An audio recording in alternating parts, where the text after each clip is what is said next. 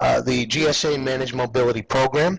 We're going to give you just a high-level overview in terms of what the program is, how it came about, and what resources we provide to federal, state, local agencies in terms of assisting with the procurement of managed mobility. We term managed mobility to include mobile device management, mobile application management, and mobile lifecycle management. We'll get into that in a moment.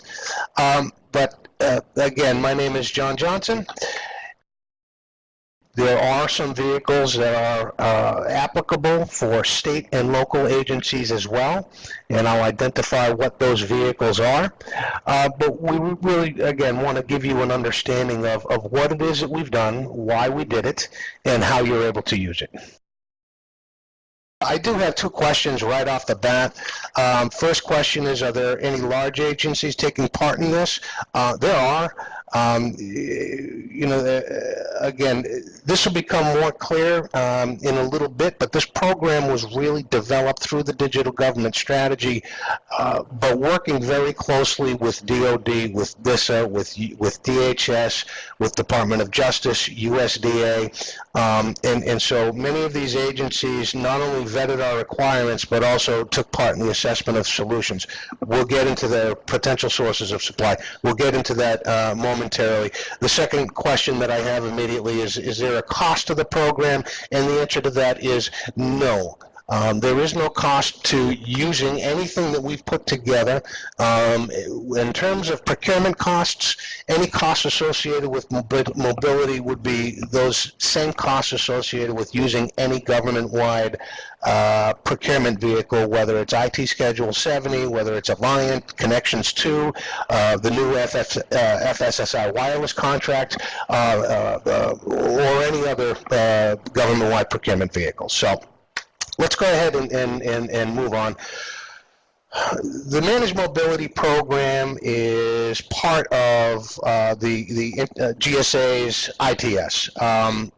This is the largest information technology procurement program in the federal government that's inclusive of both telecommunications and traditional IT.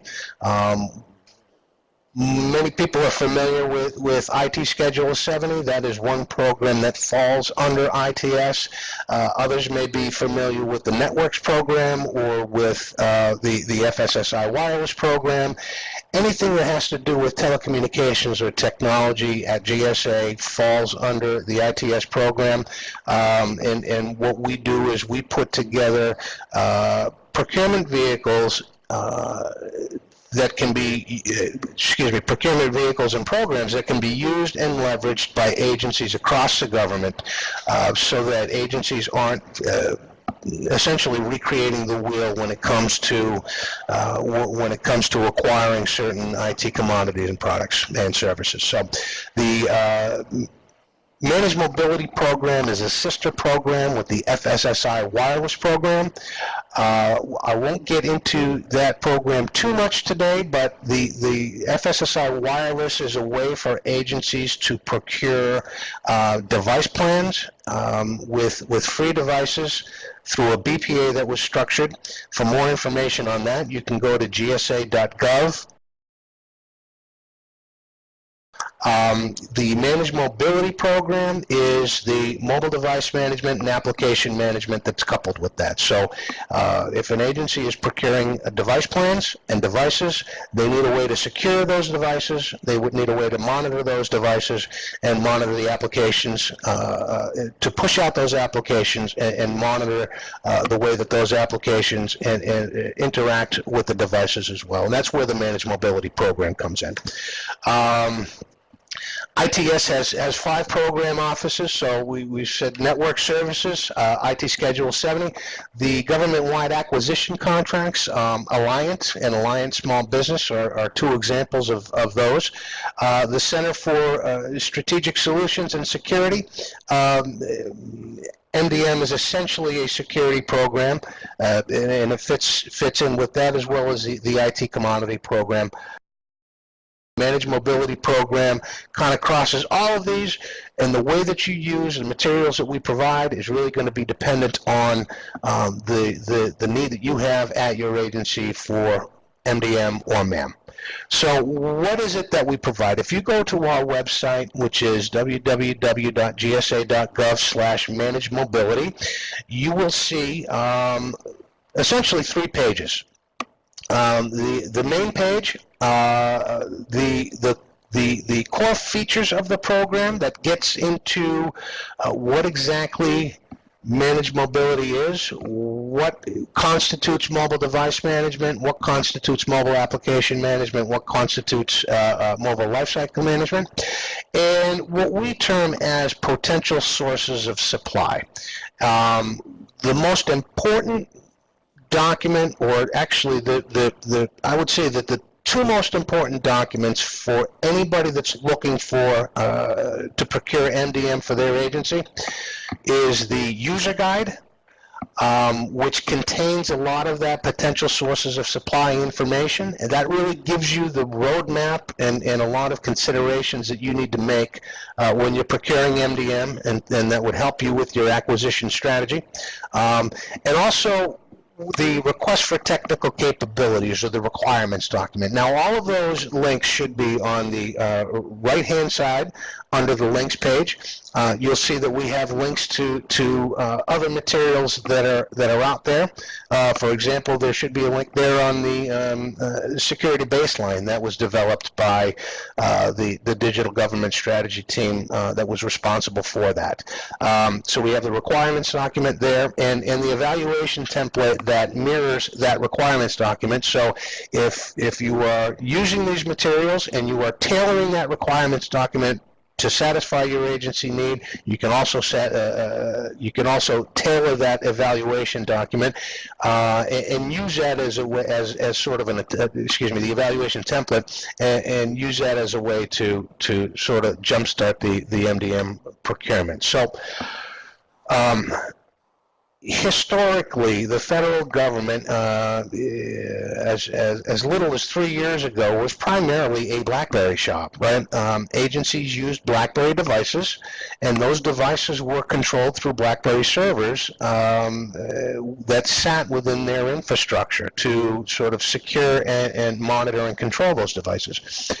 With the emergence of smart technology, with the emergence of smartphones, with the emergence of tablets, agencies have had to sort of reconsider and reevaluate how it is that they secure these devices. And what I mean by securing them, we're talking about securing the way that those devices interact with the data to and from your infrastructure, and how to secure that data while it's passing through, or possibly even sitting on the device itself. So mobility, managed mobility, is essentially a mobile security insurance that all agencies are going to need now.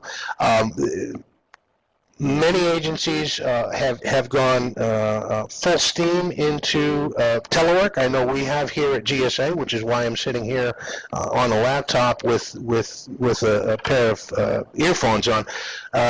But more and more agencies are starting to implement telework, are starting to implement a more mobile workforce, and these are realities that we have in the federal sector, and they're also realities that are taking hold in the local and state and local sector as well. So further, there's the Bring Your Own Device initiative that is starting to be explored in the federal space, and I'm assuming in the state and local as well, whereas an employee will bring a device that he or she has been using personally and would want to use that device for business purposes as well. So mobile device management offers some way in terms of being able to not necessarily control the device itself, but ensure the security of the agency information that is being passed through that device. Okay, Okay, so the core functions, as I've been saying, when I talk managed mobility, I'm talking about mobile device management, mobile application management, and mobile life cycle management. You'll hear me say MDM. When I talk mobile device management, it is automatically inclusive of mobile application management and lifecycle management. So early on when we began this endeavor, there was sort of confusion in terms of what exactly MDM is. More recently, Gartner claimed that, well, MDM is dead and mobile application management is really where things are moving to the future. We were cognizant of that early, and so we took a very broad perspective in terms of what mobile device management is and what managed mobility is.